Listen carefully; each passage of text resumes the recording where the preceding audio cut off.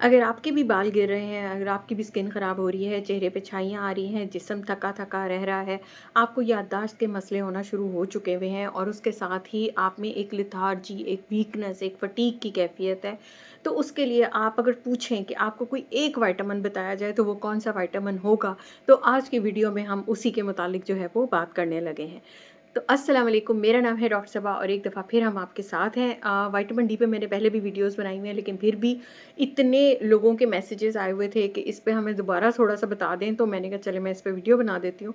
देखिए, vitamin D की deficiency पे सबसे पहले बात करते हैं कि विटामिन डी अगर कम हो जाए तो उससे क्या होगा? विटामिन डी अगर कम हो जाए तो सबसे पहली चीज़ जो होती है वो ये होती है कि आपको थकन रहना शुरू होती है।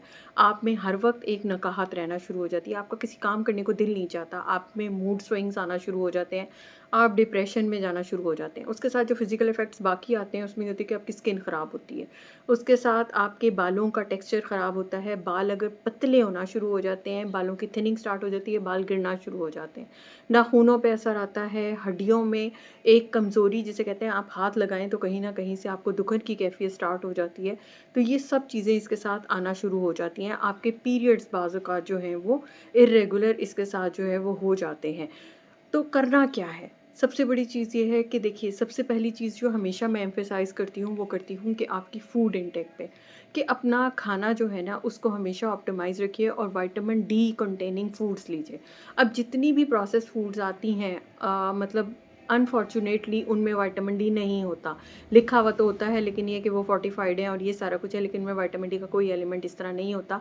इसलिए जो लोग ये कहते हैं कि नहीं, हम तो सन धूप भी लेते हैं और हम तो जो है वो खाना भी खा रहे हैं और ये हैं, तो फिर भी विटामिन डी की कमी होती है। अगर मैं आपको एक सर्वे का बताऊँ, तो पाकिस्तान में कंडक्ट होने वाले सर्वे में इवन इन हेल्थ प्रोफेशनल्स यानी कि जो खुद डॉक्टर्स हैं, उन लोगों में भी 80% लोगों में विटामिन डी की डेफिशिएंसी थी और हमारे लोअर और मिडिल क्लास तबके में 95 प्लस लोगों में विटामिन डी की डेफिशिएंसी है।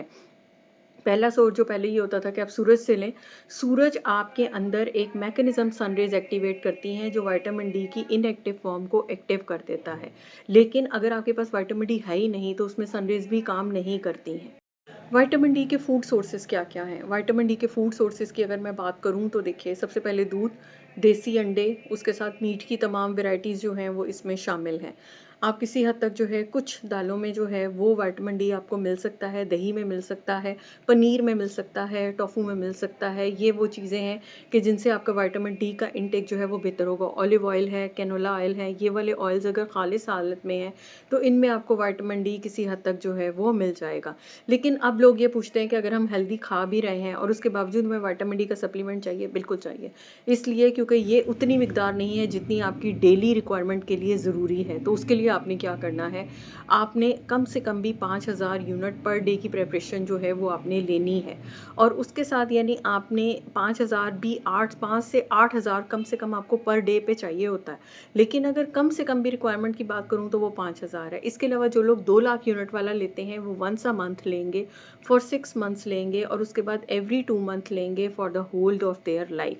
अब जहाँ तक बच्चों की बात आती है तो बच्चों में अक्सर ये होता है कि बच्चों में थकन रहती है, बच्चों का याद करना, लर्निंग डिफ़िकल्टीज़ आना शुरू हो जाती हैं, बच्चों की टाँगों में दर्द रहना शुरू हो जाता है, बच्चों में जिसे कहते हैं एक कमज़ोरी की कैफ़ियत, लेथार्जी की कैफ़ियत आ जाती है। तो छोटे बच्चों के लिए जो है वो आपने ये करना है कि आपने पूरा एम्प्यूल उनको नहीं देना, उनके पीडियाट्रिशियन से मशवरा करना है और उनकी डोज़ एडजस्ट करा के बच्चों की खुराक में भी आपने लाज़मी विटामिन डी लेना है। तो सिर्फ़ बड़ों, मिडल एज और बुज़ुर्गों के लिए नहीं है, it's mandatory requirement for the children as well कि आपने बच्चों को भी ये लाज़मी देना है। क्योंकि सबसे पहले जब आप एस्थेटिक्स में बायोटिन पे स्विच करते हैं कि जी हमारे हेयर, नेल एंड स्किन जो है वो बेहतर हो और सबसे पहली चीज़ आप विटामिन डी छोड़ देते हैं, तो विटामिन डी से क्या होता है कि आपकी sugar uncontrol, blood pressure uncontrol, thyroid uncontrol, ischemic heart disease version, पेट के मसाइल अलग शुरू हो जाते हैं और बाकी सारी चीज़ें तो आपकी ख़राब हो ही रही होती हैं। तो अगर इन सब चीज़ों को आपने एक बैलेंस में रखना है और आगे हेल्दी माइक्रोबायोम तक जाना है, तो उसके लिए आपको जो है वो विटामिन डी मैंडेटरी है और विटामिन डी रिक्वायर्ड है। तो विटामिन डी की कोई भी प्रिपरेशन आप ले सकते हैं। दूसरा सवाल ये होता है कि लेना कैसे है? बहुत सारे लोग विटामिन डी लेते हैं और इफ़ेक्ट नहीं होता उन पे। इसलिए नहीं होता कि गलत टाइम पे लेते हैं। विटामिन डी से आधा घंटा पहले, 1 घंटा बाद आपने चाय नहीं लेनी, कैफ़ीन एब्ज़ॉर्प्शंस को हैम्पर करती है। उसके साथ ये है कि ये फैट सॉल्युबल विटामिन है, विटामिन डी, ए, के एंड ई, ये तमाम विटामिन्स फैट सॉल्युबल हैं, तो जब कभी भी आप इन विटामिन्स का इस्तेमाल करते हैं, तो आपने इसको आधा ग्लास दूध के साथ लेना है।